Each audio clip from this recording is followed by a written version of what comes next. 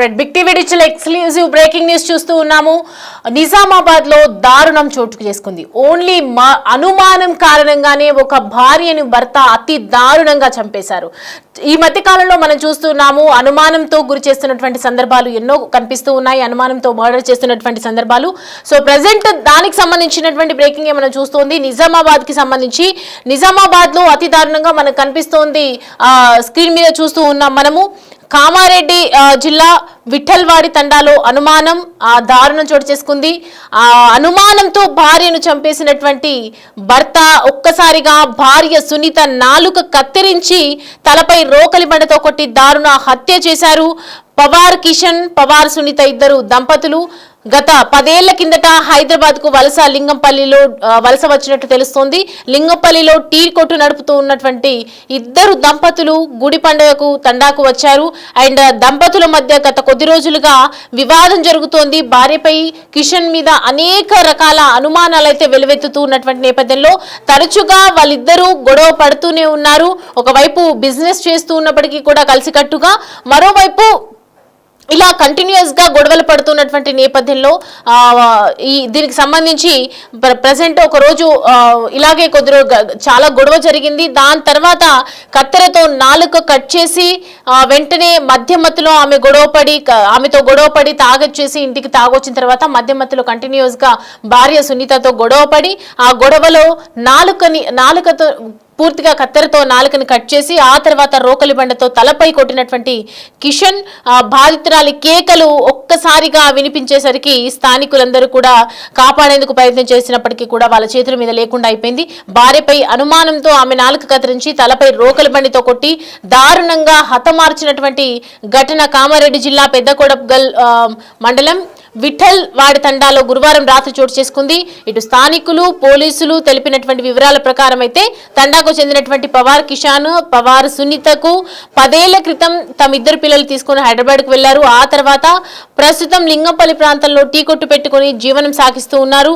తండాలో గుడి పండుగ ఉండటంతో ఇటు 5 రోజుల కింద దంపతులు రావటం జరిగింది. ఆ తర్వాత కొద్ది రోజులుగా భార్యపై అనుమానం పెంచుకున్నటువంటి కిషన్ గురువారం రాత్రి ఆమెతో గొడవపడి కత్తెరతో నాలుగు కత్తిరించారు. అనంతరం రోకలి బండతో తలపై కొట్టాడు.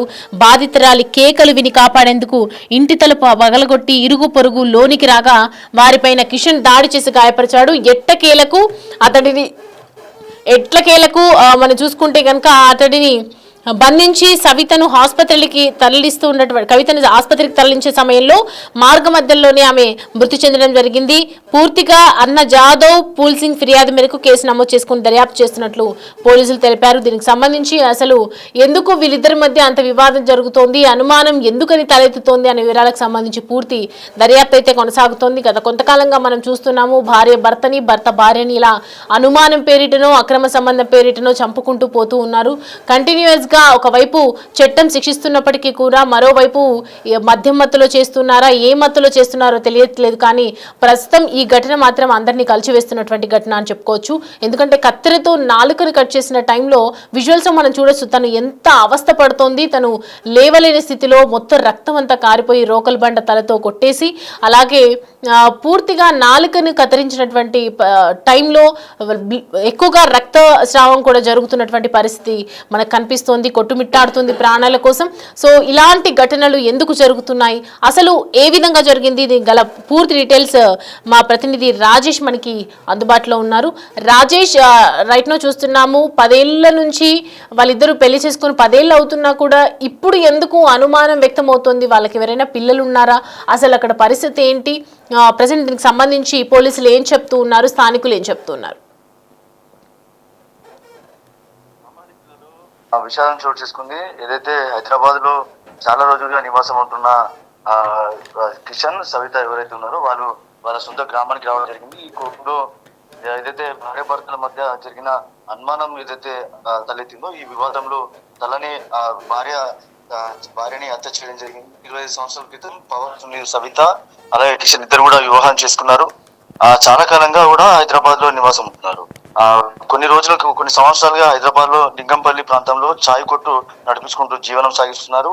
ఈ నేపథ్యంలోనే ఇటీవల పండుగలు లేకపోతే ఏదైనా కార్యక్రమం ఉన్నప్పుడు ఏదైతే వాళ్ళ సొంత ఊరైన విఠల్వాడి గ్రామానికి వస్తూ ఉంటారు. ఈ నేపథ్యంలోనే భార్యపై అనుమానం పెంచుకున్న కిషన్ ఎవరైతున్నారో మధ్యలో భార్యని కిరాతకంగా చంపడం జరిగింది. దీంతో గ్రామస్తులు ఎవరైతే నిందితుడిని పట్టుకొని చిత్కబారడం జరిగింది, పోలీసులకు అప్పగించడం జరిగింది. కానీ విట్టలవాడి గ్రామానికి సంబంధించిన ఈ ఘటన ఒక్కసారిగా అందరికి కలిసివేసింది, కలకల రేపిందని చెప్పుకోవచ్చు. ఒక అనుమానంతో భార్యపై చిత్కబారడం జరిగింది. దీంతో అతి కిరాతకంగా చంపడంతో ఒక్కసారిగా గ్రామంలో కలకలం రేపింది. చాలా రోజులుగా ఏదైతే లింగంపల్లి, హైదరాబాద్ లోని లింగంపల్లి చాయ్ కొట్టు నడిపించుకుంటూ జీవనం సాగిస్తున్నారు. వీరిద్దరు కూడా చాలా సంవత్సరాలుగా బాగానే ఉన్నప్పటికీ కేవలం అనుమాన నేపథ్యంతోనే ఈ హత్య జరిగినట్టుగా తెలుస్తుంది. అయితే ప్రస్తుతం అంటే వాళ్ళకి సంబంధించినటువంటి ప్రస్తుతం వాళ్ళ పేరెంట్స్ కానివ్వచ్చు, తల్లిదండ్రులు కానివ్వచ్చు, వాళ్ళకి సంబంధించినటువంటి వాళ్ళు ఎవరైనా రియాక్ట్ అవుతూ ఉన్నారా దీనికి సంబంధించి?